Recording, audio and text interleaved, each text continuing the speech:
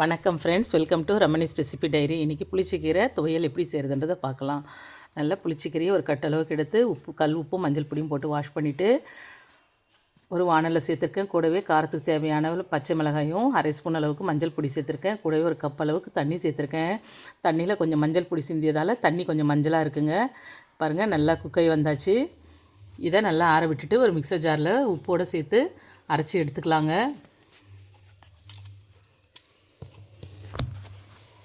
இப்போ வேர்க்கடலையே வறுத்து எடுத்துகிட்டு மிக்சர் ஜாரில் சேர்த்து அரைச்சி எடுத்துக்கலாம். பொடியை அரைச்சி எடுத்துக்கலாங்க. இப்போ நம்ம புளிச்சக்கீரையை குக் பண்ண வானல்லே வச்சுட்டு எண்ணெய் கொஞ்சம் கூட சேர்த்துட்டு ஒரு ஸ்பூன் அளவுக்கு கடுகு சேர்த்துருக்கேன். ஒரு 5 இல்லைன்னா 6 வரமிளகாய் 2ஆக கட் பண்ணி சேர்த்துருக்கேன்.